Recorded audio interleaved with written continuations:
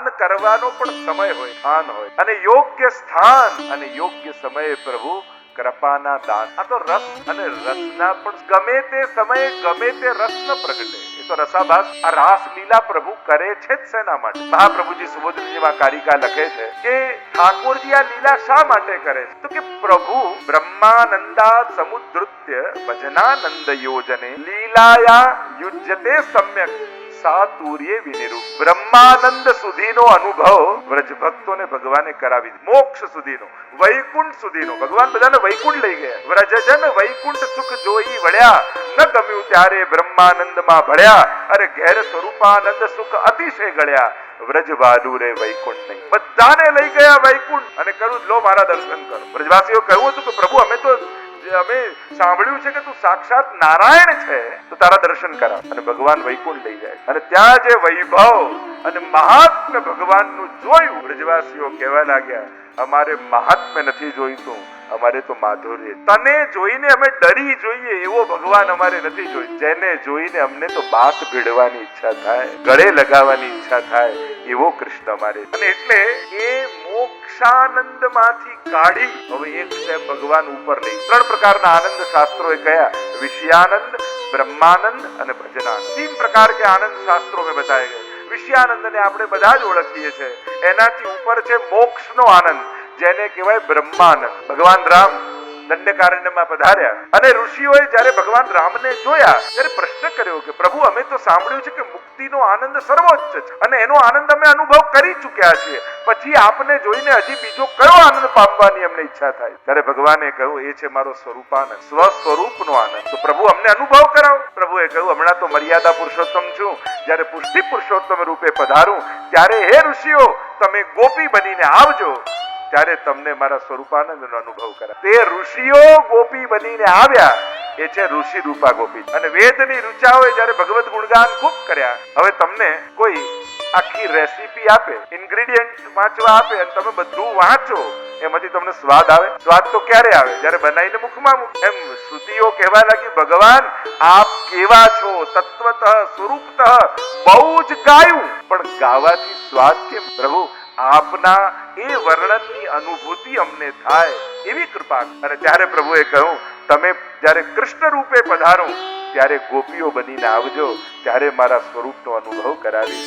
અને એ વેદની શ્રુતિઓ જે ગોપી બનીને આવી એ છે શ્રુતિ રૂપા ગોપી. તો મુખ્ય બે પ્રકારના ગોપીજનો છે, ઋષિ રૂપા અને શ્રુતિ. અને એટલે જ પુનઃ કહું એ કોઈ સ્ત્રી દેહમાં છે, કારણ કે સ્ત્રી સમર્પણનો ભાવ છે અને એટલા માટે સ્ત્રી દેહમાં એમને ભાવાયુક્ત કર્યા છે, સ્વરૂપયુક્ત કર્યા છે. આ બે પ્રકારના ગોપી. તો જ્યારે બ્રહ્માનંદનો અનુભવ કરી ચૂકેલા ઋષિઓને, ભક્તોને, વ્રજ ભક્તોને હવે સ્વરૂપાનંદની અનુભૂતિ કરાવી, એટલા માટે ઠાકોરજી હવે મહારાજ કરે. આ લીલા સ્વયં પ્રભુએ કરેલી. આ જે કંઈ પણ લીલાઓ છે સર્વ લીલા કરતા એ તો પ્રભુ જ. આ જે કંઈ પણ થઈ રહ્યું છે પ્રભુ જ કરનારા. કારણ કે પ્રભુએ ત્રણ કાર્ય દશમસ્કંદની પ્રત્યેક લીલામાં કર્યા. એક નિરોધ લીલા છે દશમસ્કંદ, અત્ર સર્ગો વિસર્ગશ્ચ સ્થાનમ પોષણ મૂતય મનવંતર એશાનુ કથા નિરોધો મુક્તિરાશ્રય.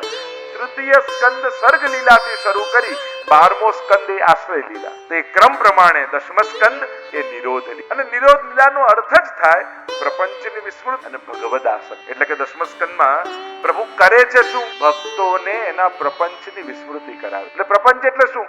અહમતા અને મમતા, હું અને મારું. ભગવાને ભૂલાવી નાખે અને બે વસ્તુ યાદ રહે, હું પ્રભુનો દાસ એ જ અહમતા બની અને ઠાકોરજી મહારાજ એ જ મમતા બની. અને આ જ્યારે ઠાકોરજી બની જાય એટલે ભક્તનો નિરોધ ભગવાન. આ લીલા પ્રભુ કરશે.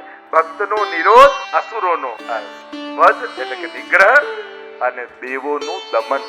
આ ત્રણ કાર્ય પ્રભુએ. અને આ ત્રણ કાર્યમાં ભક્તોનો નિરોધ પરમાત્મા કરી રહ્યા. એટલે કે જેવા જેવા ભક્તો છે એવી એવી લીલા કરી એ ભક્તોની આસક્તિ સ્વયંમાં. તામસ, રાજસ, સાત્વિક ત્રણેય પ્રકારના ભક્તો છે, તો ત્રણેય પ્રકારની પ્રભુ લીલા કરે. મહાપ્રભુજી આજ્ઞા કરે છે સ્વભાવ સન્નથા ભાવો ન વૈ શકે કથમ ચન અતઃ ત્રિવિધ જીવેશુ ત્રિવિધા ભગવત. જીવ એનો સ્વભાવ નથી બદલી શકતો, એટલે ભગવાન જીવના સ્વભાવને અનુકૂળ લીલા અને ભક્તનો સ્વયંમાં નિરોધ કરી. જોજો તમારા ઘરે જે લાલન બિરાજે છે એને તમારાથી જુદું નથી ભાવ, એને તમારાથી જુદું નથી ગમતું. તમારા લાલન ઘણી વાર લોકોને એમ થાય ને પ્રભુને આવું ગમે ને તું તો આવું બનાવે, પણ એ ખરેખર વાત જોવા જાવ ને, ભક્ત જેના માથે ઠાકોરજી બિરાજ્યા છે ને એની પ્રકૃતિને અનુકૂળ થઈને ઠાકોરજી બિરાજે. એટલે જોજો ઘણી વાર તમે બહુ ફીકું નાય બનાવતા તો ઘણી વાર એમ થાય કે અરે ઠાકોરજીને તો આવું આવે. અરે ઠાકોરજીને એવું જ ગમે છે ને એવું જ ભાવે છે જેવું તમને ગમે ને તમને ભાવે. એટલે તમારે અનુકૂળ. અરે મેં તો ત્યાં સુધી જોયું છે જેના લાલન જે વૈષ્ણવના ફેમિલીના ઘરે બિરાજતા હોય ને તો એ ફેમિલીનો છોકરો કેવો હોય, બાળક કેવા હોય, એના ફેમિલી જેવું ચહેરો ને એના હાવભાવ હોય ને એના લાલન પણ એવા જ થઈ જતા હોય. જોજો તમે એના ઘરના લાલન જોજો, તમને એવું જ લાગશે કે આ એમના ફેમિલીના જ મેમ્બર લાગે. ઘણી વાર લોકો એમ કે ને આ લાલન નાના, આ લાલન નાના, આ લાલન, પણ અમે જયારે જોઈએ ને ત્યારે ચહેરો જોઈને જ ખ્યાલ આવી જાય આ લાલન નાના જ લાગે છે. ધીરે ધીરે એમની લોની એટલે કે એમની પ્રકૃતિ, એમનો ચહેરો, એમનો સ્વભાવ, એમનું ભાવવું ન ભાવવું એ પણ ભક્તના પરિવારને અનુકૂળ જ થઈ જાય. અને આ ખરેખર જોજો તમે એમના લાલનને કે જોજો, ધીમે ધીમે થોડા વર્ષ સેવા કરતા કરતા એમનું મુખારવિંદ એ પરિવારના મેમ્બર જેવું થઈ. તમે જો સહજ છે બહુ, મહાપ્રભુજીની આજ્ઞા છે કે પ્રભુ તો ભક્તને અનુકૂળ થાય. આ નિરોધની અહીંયા સીધો પ્રવેશ કરું. આપણે ગોપી ગીતમાં જવું છે. અહીંયા ભગવાને રાત્રિને જોઈ અને રાત્રિને જોઈ થયું કે વચન આપ્યું છે સ્વ સ્વરૂપનું દાન કરવાનું. આવકાર, ઉપકાર, ઉરરિકાર અને આ પાંચે દ્વારા જીવોમાં અંગીકાર, અંગરૂપ બનાવી. મર્યાદા માર્ગમાં સ્વીકાર, પુષ્ટિ માર્ગમાં અંગીકાર. તમારા હાથમાં કોઈએ પેંડો આપ્યો અને તમે હાથમાં લઈ લીધો એને કહેવાય સ્વીકાર. પછી એ પેંડો બીજા કોઈને આપી દો, ઘરે પણ મૂકી દો, ગમે તે તમે કરી શકો, આ સ્વીકાર છે. પણ એ જ પેંડો મોઢામાં મૂકી દો તે પેંડો તમારા અંગરૂપ, એ સ્વયં સ્વરૂપ રૂપ થઈ ગયો.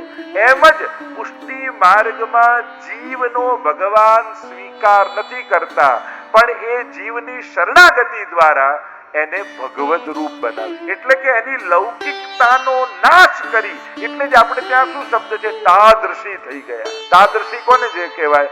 તા એટલે તેના, દ્રશી એટલે જેવા, સાક્ષાત ઠાકોરજી જેવા થઈ જાય એને કહેવાય તાદૃશી. એટલે કે હવે એની વાણી નથી, એની વાણીથી ઠાકોરજી. હવે એની દ્રષ્ટિ નથી, એની દ્રષ્ટિએ ઠાકોરજી જોશે. હવે એના આશીર્વાદ નથી, એના હાથે ઠાકોરજી આશીર્વાદ. એને ભોજન કરાવ્યું તો એને નથી કર્યું, હવે એના મુખે ઠાકોરજીએ સ્વીકાર્યું. આ તાદૃશી પણ. અને મહાપ્રભુજી નિરોધ લક્ષણ આદિમાં ચર્ચા કરજો, હમણાં એનો વિસ્તાર નથી કરતો, પણ એ જ સ્વરૂપ, એ જ ઇન્દ્રિયો, એ જ ભાવ ઠાકોરજી જેવા ધારણ. અને ત્યાં એવા પ્રસંગમાં સુબોધનીજીમાં આગળ ચર્ચા કરે છે જ્યારે ધેનુકાસુરનો વધ કરાવ્યો દાઉજી પાસે કરાવ્યો અને સખાઓએ ઘરે આવીને શું કહ્યું? ઠાકોરજીએ ધેનુકાસુરને માર્યો હતો તો દાઉજીએ, તો ઠાકોરજીએ માર્યો એમ કેમ કહેવાય? ત્યાં સુબોધનીમાં મહાપ્રભુજી બહુ સુંદર સમજાવે છે કે જે કાર્યો ભગવદ આવેશથી થયા હોય એ ભગવાને જ કર્યા જાણવા. એટલે જ આપણે ત્યાં દાઉજી મૂળ રૂપે ગૌર વર્ણના છે, પણ પુષ્ટિ માર્ગમાં જ્યાં જ્યાં દાઉજી બિરાજે છે એ શ્યામ બિરાજે. કારણ આપણે ત્યાં દાઉજી ને ઠાકોરજીને અલગ નથી માન્યા. વક્ત્રમ રજેશ સુતયોરનું વેણુ દુષ્ટમ. જ્યારે વેણુ ગીતમાં ઠાકોરજી અને દાઉજી બંને પધારી રહ્યા છે ને ત્યારે ગોપીજનો એક વચન વાપર્યું છે, વક્ત્રમ મુખ. નહીં તો બે મુખારવિંદ છે, દ્વિવચન હોવું જોઈએ. પણ અહીંયા સમજાવ્યું કે ઠાકોરજી અને દાઉજી બે જુદા નથી. એટલે કૃષ્ણ કહો ત્યાં દાઉજી આવી. એ કૃષ્ણના આવેશ વાળા દાઉજી છે. એટલે એમના દ્વારા થયેલી લીલાઓ પણ ઠાકોરજી દ્વારા કરેલી જાણ. એટલે જો પુષ્ટિ માર્ગમાં ઘણી જગ્યાએ ગોપીનાથજી ને ગુસાઈજી ઘણા ચર્ચા કરે, તમે ગુસાઈજી બોલ્યા અને ગોપીનાથજી ના બોલ્યા, અને એના ઉપર ઘણી બધી ચર્ચાઓ થાય. ચર્ચાની જરૂર જ નથી. વક્ત્રમ રજેશ, બંને એક રૂપે જ બિરાજે. ભેદ બુદ્ધિ રાખવી એ જ અપરાધ. એક જ રૂપ છે. રૂપ બેઉ એક તે ભિન્ન થઈ વિસ્તરે, તો એક જ રૂપ છે. અને એટલા માટે અહીંયા જે પ્રભુ લીલા કરે છે ભગવદ આવેશથી, જ્યારે વેણુનાદ કર્યો જોઈ રાત્રિને, અરે રાત્રિ આવી ગઈ, તો જે ચર્ચા કરી રહ્યો હતો સ્વીકાર અને અંગીકાર. એટલે પ્રભુએ જે અંગીકાર, જે વસ્ત્ર ધારણ કર્યા હોય, આપણે કે ઠાકોરજીના પ્રસાદી વસ્ત્રજીની સેવા કરો. કારણ કે જે વસ્તુનો પ્રભુને સ્પર્શ થાય એ પ્રભુ રૂપ થઈ જાય. એટલે પ્રસાદ પણ પ્રભુ રૂપ છે. પ્રભુના જે ખીલોના આદિ પ્રભુની સેવામાં વપરાતી જે વસ્તુઓ છે એ પણ પ્રભુ રૂપ છે. કારણ કે જે વસ્તુનો પ્રભુને સ્પર્શ થાય એને પ્રભુ રૂપ ધારણ થઈ જાય. એટલે જ તો જ્યારે વસ્ત્ર હરણ લીલા થઈ, તે વસ્ત્રો ઠાકોરજીએ લીધા, પાછા આપ્યા, તો મૂળ વાત એ છે પ્રભુનો સ્પર્શ થયો તે પ્રભુ રૂપ થઈ ગયા અને હવે એમણે ધારણ કર્યા. તો આ બધી ઘણી બધી ગહનતમ ચર્ચાઓ છે. જ્યારે રાત્રિને ઠાકોરજીએ જોઈ, વનમાં પધાર્યા પ્રભુ. આપણે ત્યાં 3 રાત્રિ બહુ મહત્વની. એક, પ્રભુ પ્રગટ થયા એ પ્રાગટ્યની રાત્રિ જન્માષ્ટમીની. બીજી, મહારાસની રાત્રિ. ત્રીજી, શ્રાવણ શ્યામલે પક્ષે એકાદશ્યા મહાંશી સાક્ષાત ભગવતા પ્રોક્તમ તદક્ષર ઉચ્યતે. એ પવિત્ર એકાદશીની રાત્રિ. કારણ કે મહારાસ સમયે જે દાન પ્રભુએ કર્યું હતું એ જ દાન ફરી ભૂતલ પર કરવા માટે આ એકાદશીની રાત્રિમાં ઠાકોરજી પ્રગટ થયા. ગદ્ય મંત્ર બ્રહ્મસવન મંત્રનો ઉપદેશ આપ્યો, ફરી એ જ વચનો યાદ અપાવ્યા. એની પણ એટલી જ મહત્તા છે.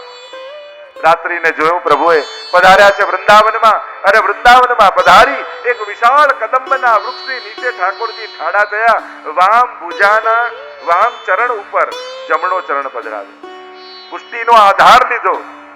જો પ્રભુનું જ સ્વરૂપ છે, પણ પ્રભુના સ્વરૂપમાં પણ મર્યાદા ને પુષ્ટિ આ બંને સ્વરૂપ બિરાજે.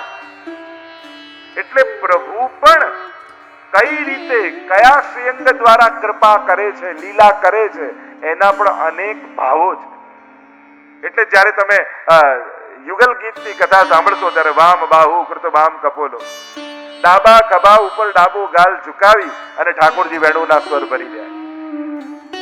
પ્રભુની કોઈ પણ ચેષ્ટા નિરર્થક નથી.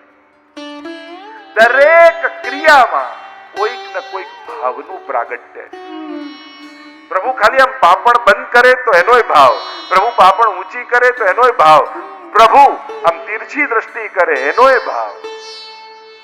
દરેક વસ્તુનો ભાવ છે. પ્રભુ વેણુનાદ કરે, છિદ્રો ભરે તો એનોય ભાવ, છિદ્ર ખોલે એનોય ભાવ. પ્રભુની પ્રત્યેક ચેષ્ટાઓમાં કંઈક ને કંઈક રસ ઉદ્દીપન, કંઈક ભાવ પ્રાગટ્ય છે. અહીંયા પ્રભુ પધાર્યા, અધર પર વેણુ પધરાવી, ત્રિભંગી રૂપ ધારણ કર્યું અને વેણુના સ્વર ભર્યા. વેણુનો સ્વર આખા વ્રજમાં વાગે. નિશમ્ય ગીતમ તદનંગ વર્ધનમ. એ ગીત વગાડ્યું પ્રભુએ. જો નાદ અને ગીત બંનેમાં ફરક છે. અહીંયા નાદ નથી કહ્યું, ગીત કહ્યું.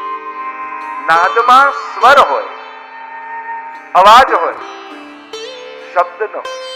ગીત હોય એમાં શબ્દ પણ હોય. ગીત વગાડ્યું, નિશમ્ય ગીતમ, એટલે કે દરેક ગોપીને એમ લાગ્યું કે અમારું નામ લઈ લઈને ઠાકોરજી અમને બોલાવી રહ્યા. વેણુનાદ એ જાહેર આમંત્રણ નથી, એ વ્યક્તિગત ઇન્વિટેશન છે, એ પર્સનલ ઇન્વિટેશન છે, એ વ્યક્તિગત નિમંત્રણ છે. એક હોય સૂચના, બીજું હોય આમંત્રણ, ત્રીજું હોય નિમંત્રણ. આ જાહેર સૂચના નથી કે બધા આવી જાઓ. શંખનાદ હોય ને એ આવી સૂચના જેવું. ભગવાન બગાડે એટલે બધાના છાતીના પાટિયાઓ બેસી જાય.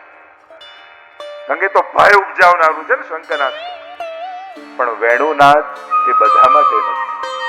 એ તો વિશેષ ગોપીઓ પર કૃપા કરવા માટે છે. નિશમ્ય ગીતમ તદનંગ વર્ધનમ. અને શું જગાડ્યું? અનંગ. કૃષ્ણ કામને જાગૃત કર્યો. કૃષ્ણ મેળવવાની તત્પરતા અને ઉત્કંઠાને જગાવનારું ગીત પરમાત્માએ વગાડ્યું. કારણ કે ગોપીઓ ક્યાં હતી? સંસારમાં, સાંસારિક કાર્યોમાં પ્રવૃત્ત હતી. પણ વૃત્તિ તો ઠાકોરજીમાં હતી. જો ઘણીવાર પ્રવૃત્તિઓને રોકી શકતા નથી આપણે, જવાબદારીઓ તો સંસારની નિભાવવી જ પડે છે. જે પ્રવૃત્તિઓ મળી છે સાંસારિક, એ તો કરવી જ પડે છે. પણ વ્યાવૃત્તોપી હરૌ ચિત્તમ. મહાપ્રભુજીના શબ્દો. વૃત્તિ ઠાકોરજીમાં રાખો. જે મનની વૃત્તિઓ છે ને એ પ્રભુમાં. અરે ઘરનો કચરો વાળતા હોય તો વાળતા વાળતા એમ વિચાર કરું, અરે ક્યાંક દોડતા દોડતા ઠાકોરજી અહીંયા આવે તો, અને ક્યાંક બુહારી કરતા કરતા અહીંયા પ્રભુ ખેલવા પધારે. જ્યાં પણ તમે હો, જ્યાં ગોપીઓ જુઓ ને, એમને તો વેપાર કાર્ય કરવું જ પડે છે. રોજ દહીંદૂધના માટલા લઈને વેચવા જવું જ પડે છે.